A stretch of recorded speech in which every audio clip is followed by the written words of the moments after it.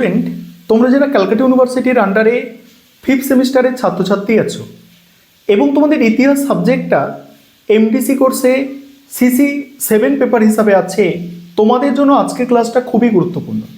আজকের ক্লাসে তোমাদের সিসি 7 পেপার অর্থাৎ হিস্ট্রি অফ মডার্ন ইউরোপ 1780 থেকে 1939 এই পেপারের 100% কমনযোগ্য লাস্ট মিনিট সাজেশন নিয়ে আলোচনা করব।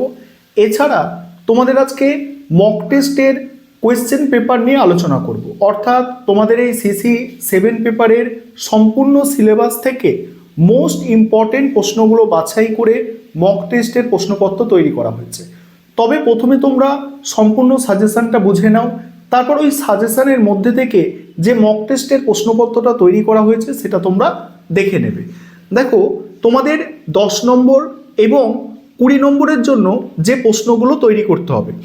প্রথম প্রশ্ন 10 নম্বর বা 20 নম্বরের জন্য, ফরাসি বিপ্লবে দার্শনিকদের অবদান আলোচনা করো। এই প্রশ্নটা তোমরা 10 নম্বর বা 20 নম্বরের জন্য তৈরি করবে।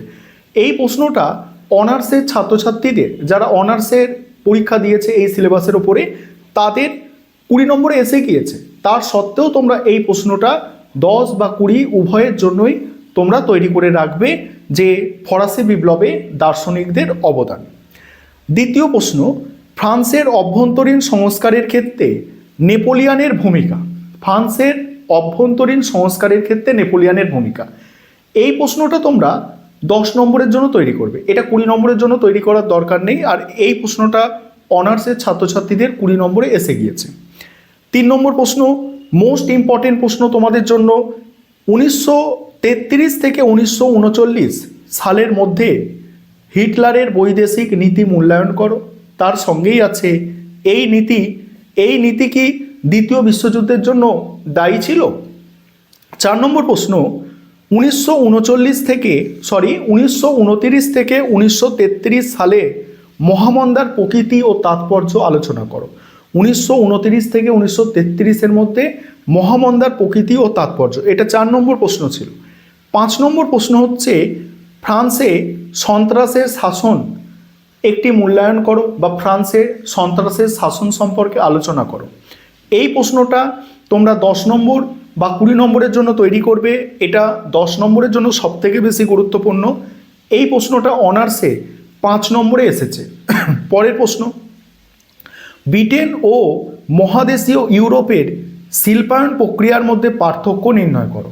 ব্রিটেন ও মহাদেশীয় ইউরোপে শিল্পায়ন প্রক্রিয়ার মধ্যে পার্থক্য নির্ণয় করো। এই প্রশ্নটা অনার্সের ছাত্রছাত্রীদের 20 নম্বরের জন্য এসেছে এবং তোমাদের জন্য কিন্তু 20 নম্বরে আর গুরুত্বপূর্ণ নেই, এটা তোমরা 10 নম্বরের জন্য দেখতে পারো।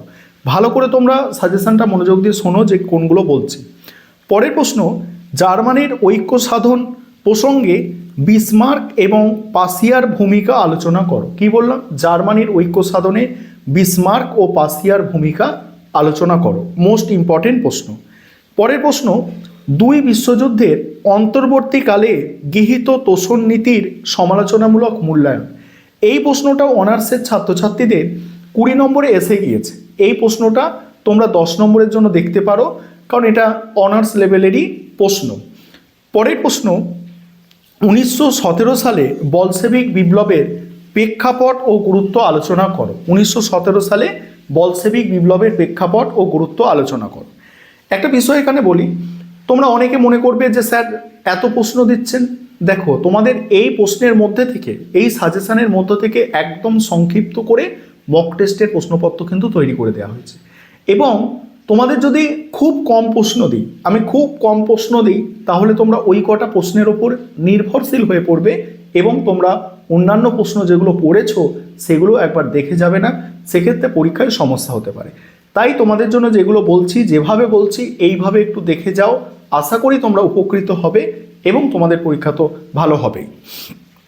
পরের প্রশ্ন, ভার্সাই সন্ধি কিভাবে দ্বিতীয় বিশ্বযুদ্ধের প্রেক্ষাপট সৃষ্টিতে সহায়ক হয়েছিল। এই একটা প্রশ্ন, এটা একটা টপ মোস্ট ইম্পর্টেন্ট প্রশ্ন তোমাদের সিলেবাসের মধ্যে থেকে। তবে এই প্রশ্নটা অনার্সে 20 নম্বরে এসে গিয়েছে অনার্সে, এবং তোমরা এটাকে 10 নম্বরের জন্য তৈরি করবে। একটু বড় করেই তৈরি করো, এটাও তোমাদের 20 নম্বরে আসলেও আসতে পারে। যেমন ফরাসি বিপ্লবে দার্শনিকদের ভূমিকাটা 20 নম্বরেও আসতে পারে, 10 বা 20-তে। এটাও তোমাদের কিন্তু প্রশ্ন হিসাবেও আসতে পারে, তবে 10 নম্বর হিসাবে তৈরি করো। যাদের একটু প্রবলেম থাকবে তোমরা একটু ছোট করে এটা তৈরি করতে পারো। পরের প্রশ্ন, ইটালির ঐক্য সাধনে মাৎসেনি, গ্যারিবল্ডি এবং ক্যাভুরের ভূমিকা তোমাদের জন্য মোস্ট ইম্পর্টেন্ট, ভালো করে তৈরি করবে। এবং এখানে যে কোনো দুজনের ভূমিকাও পরীক্ষায় দিতে পারে, তবে পরীক্ষায় অবশ্যই এখান থেকে প্রশ্ন আসবে ইটালির ঐক্য সাধনে মাৎসেনি, গ্যারিবল্ডি ও ক্যাভুরের ভূমিকা। অনার্সে 20 নম্বরে এসেছিল গ্যারিবল্ডি আর ক্যাভুর, মাৎসেনি আসেনি। মাৎসেনি হচ্ছে এখান থেকে সব থেকে গুরুত্বপূর্ণ। পরের প্রশ্ন, 1870 থেকে 1914 সময়কালকে কেন সাম্রাজ্যবাদের যুগ বলা হয়? এটাও একটা ভালো প্রশ্ন মোটামুটি। তারপরের প্রশ্ন, ইটালিতে ফ্যাসিবাদের উত্থান এবং জার্মানিতে নাৎসিবাদের উত্থান বিশ্লেষণ করো। এই প্রশ্নটা অনার্সে 5 নম্বরের এসেছিল, ফ্যাসিবাদের উত্থানটা 5 নম্বরে এসেছিল। এই প্রশ্নটা তোমরা 10 নম্বরের জন্য দেখে রাখতে পারো।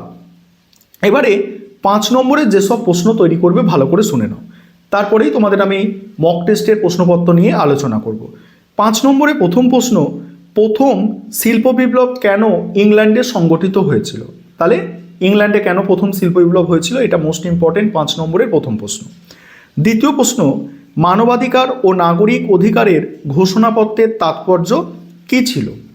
3 নম্বর প্রশ্ন, কোড নেপোলিয়ান বা নেপোলিয়ানের আইন সংহিতা সম্পর্কে টিকা লেখো। পরের প্রশ্ন 4 নম্বর প্রশ্ন। 4 নম্বর প্রশ্ন হচ্ছে সাম্রাজ্যবাদ সম্পর্কে হবসন এবং লেনিনের তত্ত্ব সংক্ষেপে আলোচনা করো। পরের প্রশ্ন, জার্মানির ঐক্যে জোল ভেরাইনের ভূমিকা। জার্মানির ঐক্যে জোল ভেরাইনের ভূমিকা।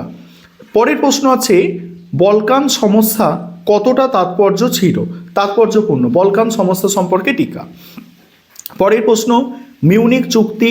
তারপরের প্রশ্ন, এনইপি অর্থাৎ নয়া অর্থনৈতিক নীতি, এটা ভালো করে দেখবে। এপ্রিল থিসিসটা একটু দেখবে এবং ভিয়েনা সম্মেলনের 3টি মূল নীতি, এই কটা প্রশ্ন 5 নম্বরের জন্য একটু ভালো করে তোমরা দেখে যাবে। এবারে তোমরা সম্পূর্ণ মক টেস্টের প্রশ্নপত্রটা দেখে নাও। এবারে তোমরা মক টেস্টের প্রশ্নপত্রটা দেখে নাও।